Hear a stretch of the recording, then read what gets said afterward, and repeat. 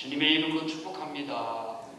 주 안에서 건강하시고 코로나에 감염되지 마시고 이 코로나가 이제 아무것도 아닌 것이 되는 그 순간까지 건강하게 잘 이겨내시고 오늘 승리하시기를 축복합니다. 아멘.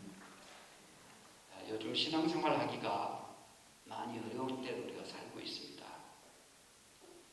어떤 사람은 총칼을 들고 우리 신앙을 핍박하거나 방해하는 건 아닌데 여러 가지 정황이 신앙생활 하기가 쉽지 않은 그런 때를 우리가 살고 있습니다.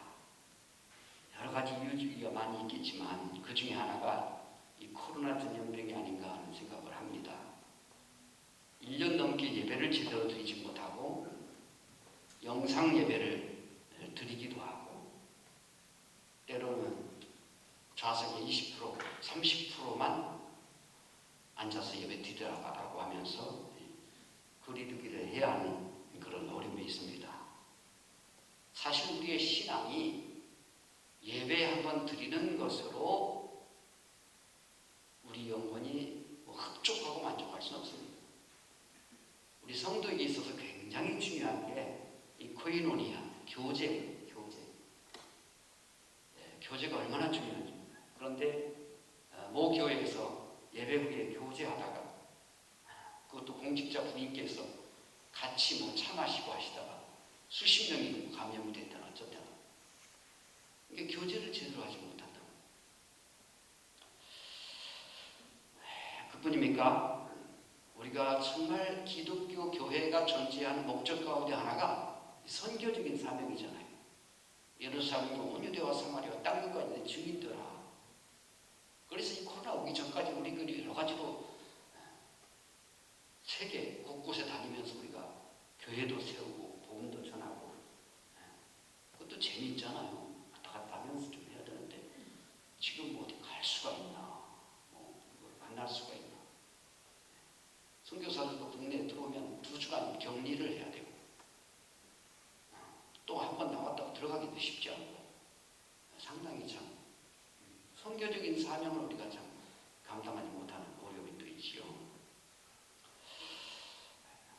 또 우리가 진리의 말씀을 늘 이렇게 공부하면서 진리를 더 알아가고 하나님 더 깊이 알아가고 더 만나면서 신앙이 성숙해지는 거거든요.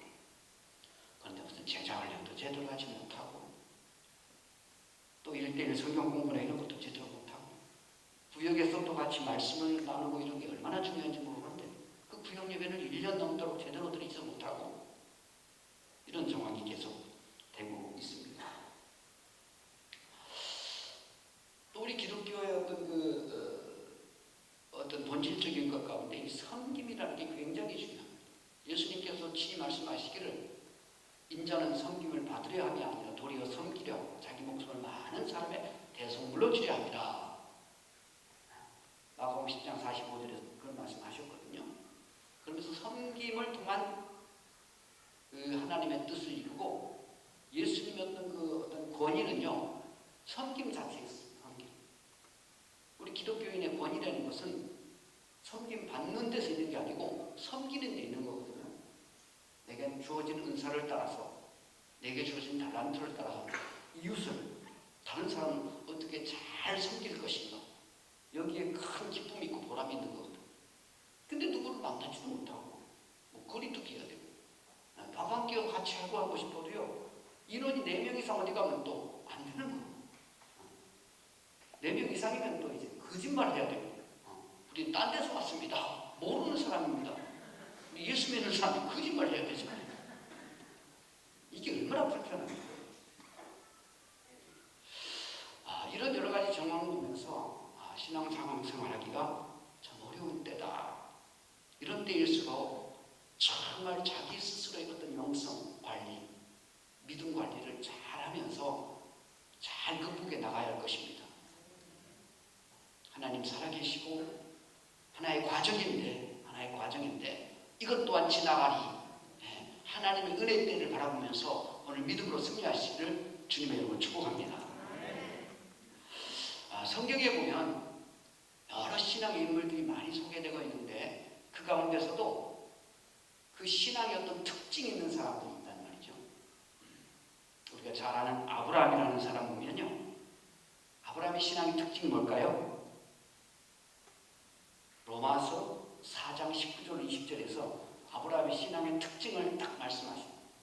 그가 나이가 100세가 되었음에도 불구하고 자기 아내 사라의 죽은 것 같은 경수도 끊어지고 이미 이제 90살 된 사라에게 아무 소망이 없는 것을 현실적으로 보면서도 그러나 믿음이 약해지지 아니하고 하나님이 약속하신 것을 믿고 그 믿음이 하나님께 무릎 다심을 얻었다라고 기록한단 말이죠. 내가 나이가 100살 됐어도 하나님의 약속은 변함이 없다. 이루어질 것이다. 그런 믿음으로 나아가는 거예요. 그러니까 아브라함은 어떻게 보면요, 불가능을 가능케 하시는 하나님을 믿는 거예요. 믿음의 조상 아브라함. 그의 아들 이삭은 어떻습니까? 그 아버지가 하나님께로부터 내 아들 독자 이삭을 모리아산에 드려라, 그런 계시를 받습니다.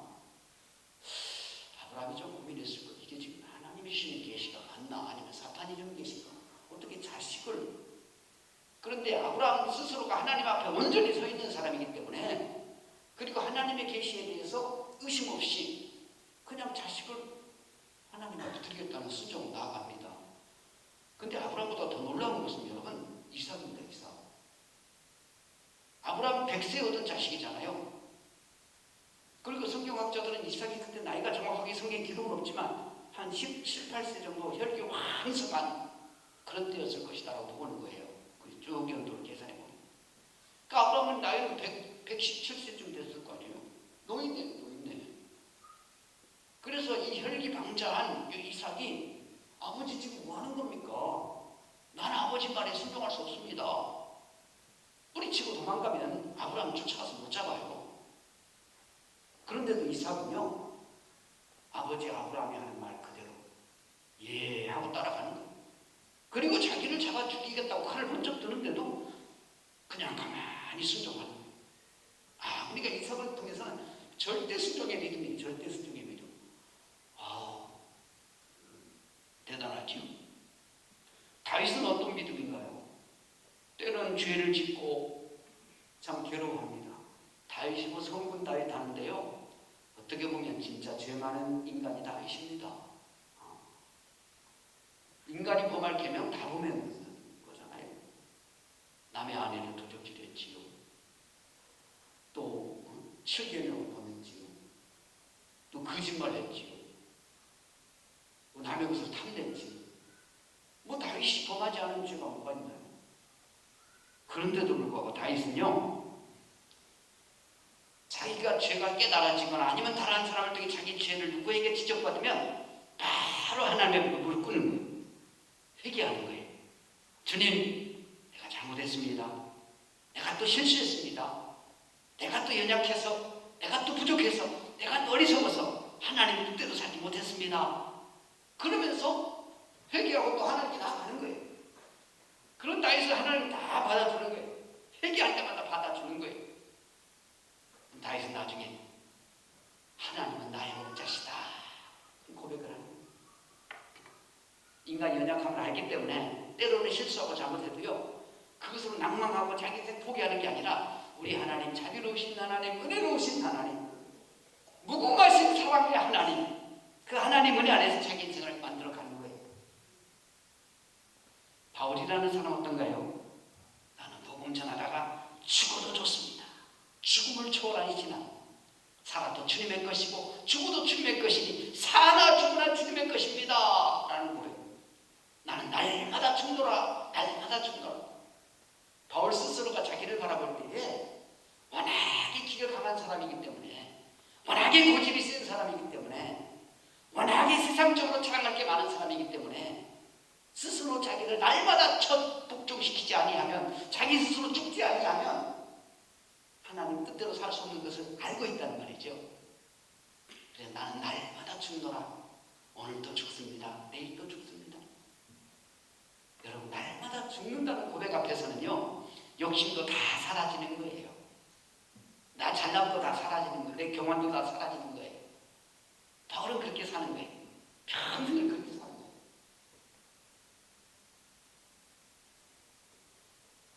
신앙의 어떤 사람들 가운데 우리가 잘 아는 갸론이라는 어떤 사람인가요? 선생님을 섬기는 의리보다는 은삼십에 진리를 추구하는 그런 믿음의 사람. 그러니까 자기 이성을 위해서라면 선생을 얼마든지 쉽게 배신해버리고 자기 길을 갈 수 있는 그런 신앙의 스타일도 있습니다.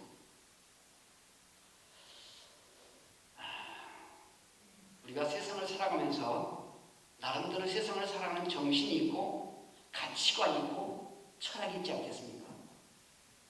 또 신앙생활에 있어서도 나만의 어떤 그 철학이 있지 않나요? 우리 한번 자신을 한번 돌아보실 수 있기를 바랍니다. 아브라함처럼, 이삭처럼, 다윗처럼,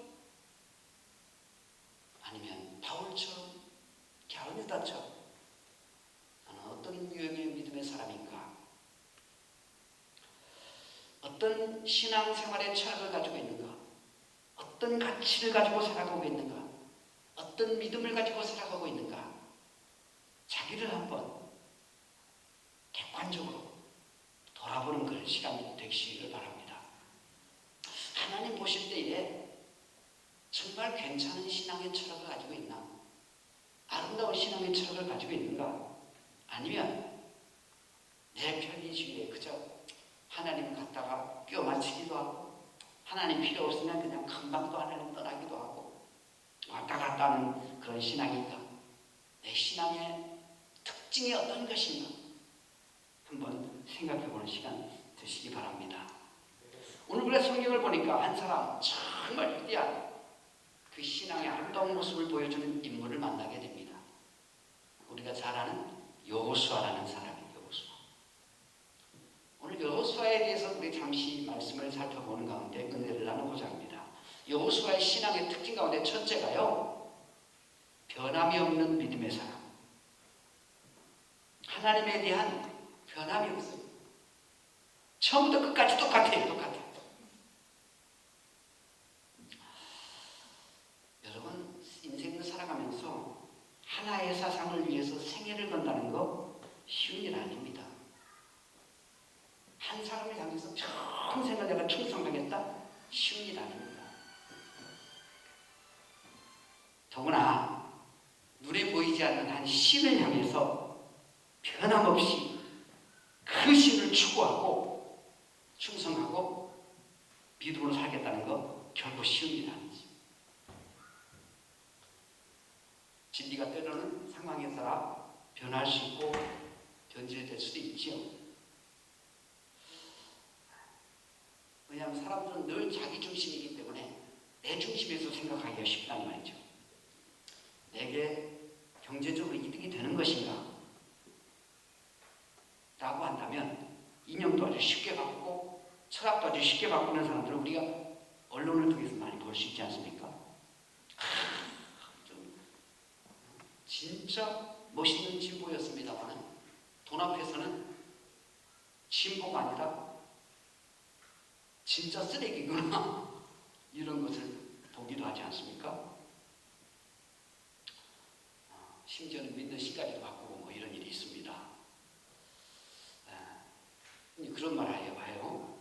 근데 사단장이 불교 신자면 그 참모들 중심으로 해서 다 같이 절에 간다는 거예요. 사단장이 바뀌어가지고 기독교 신자면 그냥 많은 사람이 또 교회로 간다는 거예요. 때로는 변할 수 있는 것이고 또 변해야 할 필요가 있을 때는 변해야 됩니다. 변하는 것 자체가 다 나쁜 것만은 아닙니다. 그러나 평생 변하지 않는 절대적인 그 신념, 절대적인 가치 한두 개쯤은 가지고 있어야 하지 않을까요? 어떻게 보면 여러분 앞에 그냥 커밍아웃 한다고 치면 저도 많이 변했지요, 사실. 저는 옛날에 민주화를 위해서 수고하시던 김대중 씨나 노무현 씨나 김영삼 씨 굉장히 존경했고요. 그분들을 아주 적극 지지했었습니다. 그런데 지금은 그들을 적극 지지하지 않습니다. 그렇다고 목사님 여러분이 느끼실 때 우리 담임 목사님은 진보인가 보수인가 뭐 같아요? 저는 진보이면서 보수입니다. 진보라는 측면에서는 계속해서 우리 이 기독교 신앙 자체가 개혁주의잖아요. 개혁주의. 계속 개혁시켜놔요. 보수라는 측면에서는 하나님의 진리의 말씀을 보수하는 지켜야 되잖아요. 이건 변할 수 없는 거잖아요. 변할 수 없는 것을 우리가 붙잡고 나가야 되고 변할 수 있는 것을 변화시켜 나가야 되는 거예요. 그래서 진보이면서 보수, 보수이면서 진보다. 당은 예배당입니다. 예배당. 좌파리 우파리건 얼마든지 변할 수 있는 건데 예배당은 변하지 않습니다. 하나님의 은혜 안에서 정말 붙들어야 할 어떤 철학, 가치 한두 개쯤 붙잡고 나아가야 하지 않겠습니까? 평생을 내 생애를 걸어도 괜찮은 거, 평생을 내 인생을 다 바쳐도 괜찮은 거, 저는 그거 하나님이고 예수 그리스도라고 저는 믿습니다. 저는요 그 전도서를 보면 그 온 세상에 좋은 것 다 누렸던 솔로몬이 쓴 전도서에서 인생 말년에 헛되구나 그런 말을 많이 하지. 인생이 솔로몬이 성경을 3권 썼잖아요. 아가서, 잠언서, 전도서. 아가서는 아주 혈기방자할 때, 아주 혈기 왕성할 때에 한 여인을 사랑하는 그 뜨거운 사랑. 그것은 이제 하나님과 성도와의 관계에 대한 어떤 비유적인 표현들이잖아요. 두 번째 쓴 책은 잠언서잖아요. 인생 중년쯤 되면서 인생이 정말 지롭게 사는 게 뭔가? 지혜를 말하는 게 잠언. 인생 말년에 다 이것도 해보고 저것도 해보고 누릴 거 다 누려보고 그리고 느끼는 게 뭐냐면 인생 별거 아니구나. 헛되구나. 그걸 아주 잠언서, 그러니까 전도서 1장에서 10장까지 계속 11장까지 계속 그 얘기하는 거예요. 그러면서 마지막 12장에서요. 그분이 진짜를 말합니다. 그러므로 젊었을 때 창조주 여호와를 기억하라. 그것만이 진짜 가치 때문에. 여러분 생각해 보세요. 내가 딱 죽음 앞에 지금 서 있어요. 얼마나 있으면 세상을 떠나게 돼요. 뭐가 그렇게 가치 있을까요? 내가 많이 배운 게 그렇게 가치 있을까요? 내가 많이 가진 게 그렇게 가치 있을까요? 내가 가지고 있는 어떤 권력이 그렇게 가치 있을까요? 막상 내 인생 말년에 죽음 앞에 설 때는 그런 것들이 별로 의미가 없다는 것을 솔로몬은 고백하는 거예요. 그걸 보면서 그 생각하는 거예요. 내가 내 인생 끝날 때 진짜 가치 있을 게 뭐가 있을까? 뭐가 있을까? 그러면서 솔로몬이 말한 그대로 젊었을 때 창조자 하나님을 기억하라. 그 말씀 보면서 제가 회개합니다. 더 하나님께 집중했어야 되는데, 더 하나님 붙들고 살았어야 되는데, 더 하나님께 온전히 헌신했어야 되는데, 그런 생각하면서 이제라도 정말 하나님께 집중하고 하나님께 헌신하고 정말 마지막 최고로 나올 수 있는 그거 붙잡고 살다가 가리라. 그런 마음이 갑니다.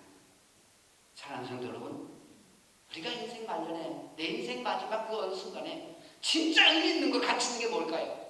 어쩌면 솔로몬처럼 이것도 헛되고 저것도 헛되고 다 헛되구나 이런 고백을 하게 되지 않을까요? 자, 여호수아는요 어떤 경우에도 그 믿음이 변함이 없는 거예요. 변함이 없는 거예요.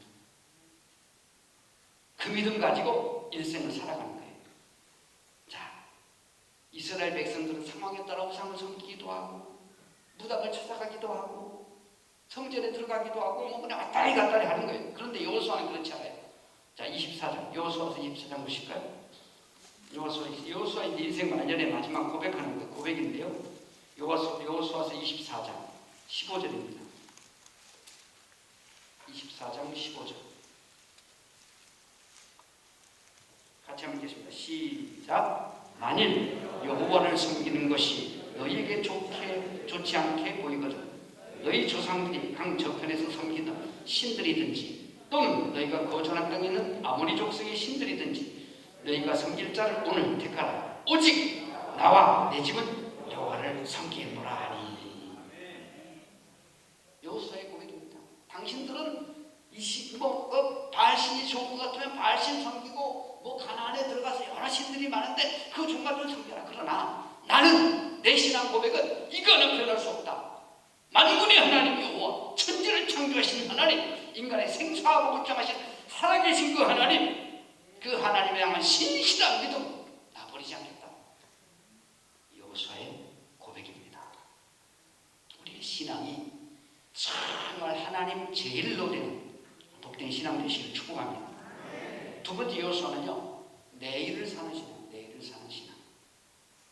여러분, 동물과 인간의 차이가 뭘까요? 동물은 미래를 계획하지 않습니다. 인간은 미래를 계획합니다. 저축합니다. 보험에 듭니다. 다 뭐예요? 미래를 준비하고 있죠. 동물은 미래에 대한 개념 자체가 없다는 말이에요.